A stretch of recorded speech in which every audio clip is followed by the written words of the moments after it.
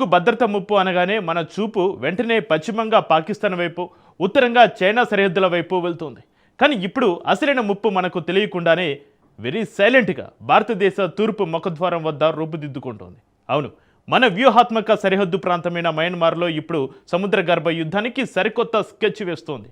ప్రపంచంలోనే అత్యంత రహస్య దేశమైన ఉత్తర కొరియా టెక్నాలజీతో మయన్మార్ సైన్యం రహస్యంగా జలంతర్గామిని నిర్మిస్తోంది. దీనికి తోడు మన ఈశాన్య సరిహద్దులో యుద్ధ మేఘాలు కమ్ముకుంటున్నాయి. ఇన్నాళ్ళు ప్రశాంతంగా ఉన్న బంగాళాఖాతం ఒక్కసారిగా ఎందుకు వేడెక్కుతోంది? విశాఖపట్నంలోని భారత నౌకాదళ కేంద్రానికి ఈ పరిణామాలు ఎలాంటి సవాలు విసరబోతున్నాయి? మయన్మార్ సరిహద్దులో అసలు ఏం జరుగుతోంది? ఉత్తర కొరియా, చైనాల తెర వెనుక వ్యూహం ఏంటి? Watch the story. Myanmar submarine వెనుక కిమ్ హ్యాండ్. బంగాళాఖాతంలో చైనా, కొరియా కొత్త స్కెచ్. ఇండియా ఈస్టర్న్ బోర్డర్లో ఏం జరుగుతోంది? భారత ఈశాన్య రాష్ట్రాలకు ఆనుకొని ఉంటుంది మయన్మార్. ఈ దేశంతో భారత్కు ఎలాంటి శత్రుత్వం లేదు. అలా అని భారత్కు అనుకూలమైన దేశం కాదు. మయన్మార్ తాజాగా సొంతంగా మొట్టమొదటిసారి ఓ జలాంతర్గామిని నిర్మిస్తోంది. అందుకు సంబంధించిన శాటిలైట్ చిత్రాలు తాజాగా వెలువడ్డాయి. ఈ జలాంతర్గామి ఉత్తర కొరియాకు చెందిన సాంగో క్లాస్ సబ్మెరైన్ను పోలి ఉన్నట్లు నివేదికలు వెల్లడిస్తున్నాయి. ఆకాశం నుంచి చూసినప్పుడు 14 మీటర్ల పొడవున్న సబ్మెరైన్ భయంకరంగా కనిపించకపోవచ్చు. కానీ సముద్ర గర్భంలో ఒక చిన్న జలాంతర్గామి కూడా పవర్ఫుల్ కంట్రీస్ వ్యూహాలను కూడా తలకిందులు చేయగలదు. ఒకవేళ ఉత్తర కొరియా సాంకేతిక సహాయంతో సబ్మెరైన్ మయన్మార్ నిర్మిస్తుంటే భారతదేశానికి ఇది ముప్పే. అందుకు బలమైన కారణాలే ఉన్నాయి. ప్రత్యేకించి మయన్మార్ సబ్మెరైన్ లోతు తక్కువగా ఉండి రద్దీగా ఉండే తీర ప్రాంతాల్లో నిఘా కోసం రూపొందిస్తున్నట్లు తెలుస్తోంది. ఇవి ఎంతటి భారీ నౌక దళాలైనా తీవ్రమైన సవాళ్లు విసరగలవు. అయితే ఇందులో డేంజరస్ అంశం ఏంటంటే గతంలో సబ్మెరైన్లను నిర్మించే సామర్థ్యం మయన్మార్కు లేదు. ఇన్నాళ్ళు ఆ దేశ నౌకాదళం తమ అవసరాల కోసం విదేశీ సరఫరాదారులపైనే ఆధారపడి ఉండేది. కానీ ఇప్పుడు సముద్రగర్భ పోరాటం చేసే సబ్మెరైన్ను సొంతంగా తయారు చేసుకునే దిశగా మయన్మార్ అడుగులు వేస్తున్నట్లు కనిపిస్తోంది. అంతర్జాతీయ ఆకాంక్షలు ఏకాకిగా ఉన్న ఉత్తర కొరియా సొంతంగా సాంకేతికతను అభివృద్ధి చేసుకుంటోంది. ఆ దేశం సహకారంతోనే మయన్మార్ సొంతంగా సబ్మెరైన్ను నిర్మించుకుంటోంది. ఆర్థికంగా ఉత్తర కొరియా బలహీనంగా ఉండవచ్చు. కానీ క్షిపణి సాంకేతికత, సబ్మెరైన్ డిజైన్, మిలిటరీ ఇంజనీరింగ్ విషయానికి వస్తే తన నైపుణ్యాన్ని ఇతర దేశాలకు ప్యాంగాంగ్ పెద్ద ఎత్తున విక్రయిస్తోంది. అసలు ప్రశ్న ఏమిటంటే ఉత్తర కొరియా సహాయంతో మయన్మార్ జలంతర్గామిని నిర్మిస్తే భారత్ ఎందుకు టెన్షన్ పడాలి? ఎందుకంటే మయన్మార్ కేవలం పొరుగు దేశం మాత్రమే కాదు, భారతదేశానికి ఆగ్నేయ ఆసియాకు మధ్య అత్యంత కీలకమైన వ్యూహాత్మక రక్షణ వలయం. ఇరు దేశాల మధ్య 1600 కిలోమీటర్ల భూ సరిహద్దే ఉంది. అంతేకాకుండా అంతకంతకు పోటీ పెరుగుతూ రాజకీయంగా వేడెక్కుతున్న సముద్ర జలాల్లోకి మయన్మార్ తీర ప్రాంతం నేరుగా తెరుచుకుంటుంది. మయన్మార్తో రాత్రికి రాత్రే ప్రత్యక్ష సైనిక ముప్పు పొంచి ఉందనేది భారత్ ఆందోళన కాదు. ఆందోళన అంతా మారుతున్న వ్యూహాత్మక పరిణామాల గురించే. మయన్మార్, ఉత్తర కొరియా మధ్య సైనిక సహకారం పెరుగుతోంది.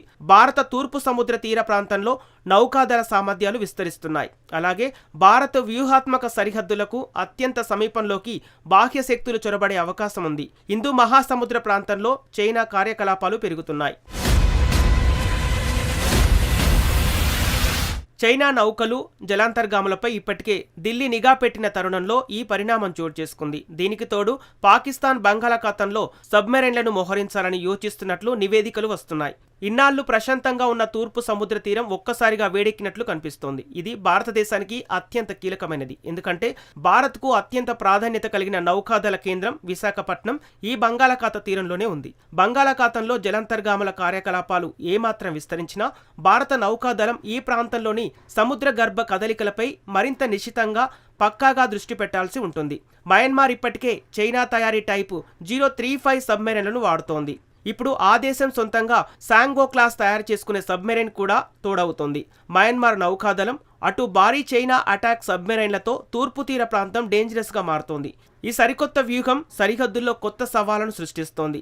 మయన్మార్లో ఒకే ఒక్క చైనా సబ్మెరైన్ ఉండటం అనేది ఒక సామర్థ్యం మాత్రమే. కానీ చైనా అటాకింగ్ సబ్మెరైన్లు, ఉత్తర కొరియా స్టెల్త్ సబ్మెరైన్లు కూడా కలిపి ఒకే నౌకాదళంగా రంగంలోకి మయన్మార్ దిగటం పక్కా వ్యూహమే. భారతదేశ విషయానికొస్తే తూర్పు సముద్ర ద్వారం వద్ద జలాలు మరింత రద్దీగా మారడమే కాకుండా శత్రువుల కదలికలను అంచనా వేయటం మరింత కష్టతరంగా మారుతోంది. ఈ జలాంతర్గాముల వ్యవహారం ఇలా ఉండగానే మరోవైపు మరొక కీలక పరిణామం కూడా తెరపైకి వస్తోంది. భారత సరిహద్దులకు సమీపంలో మయన్మార్ దాడులను తీవ్రతరం చేసింది. ఇటీవల కలే, చిన్ ప్రాంతాల చుట్టూ దాడులకు మయన్మార్ ప్రభుత్వం దిగింది. ఎంతో సున్నితమైన భారత్ సరిహద్దు ప్రాంతాలకు ఈ రెండు సమీపంలోనే ఉన్నాయి. అంటే యుద్ధ వాతావరణం సరిహద్దుల్లోకి వచ్చింది. కొన్ని వారాలుగా మయన్మార్ సైన్యం యుద్ధరంగంలో వరుస విజయాలు సాధిస్తోంది. ఇందులో భాగంగా భారత సరిహద్దుకు అత్యంత సమీపంలో ఉన్న యాజాగ్యో గ్రామాన్ని మయన్మార్ సైనిక ప్రభుత్వం తిరిగి స్వాధీనం చేసుకుంది. చూసేందుకు ఈ పరిణామం మయన్మార్ సివిల్ వార్లో భాగంగా కనిపించవచ్చు. కానీ భారత్కు మాత్రం ఇక్కడ పణంగా పెడుతున్న ప్రయోజనాలు చాలా ఎక్కువ. ఎందుకంటే ఈ ఘర్షణలన్నీ మోరే తము కారిడార్కు సమీపంలోనే జరుగుతున్నాయి.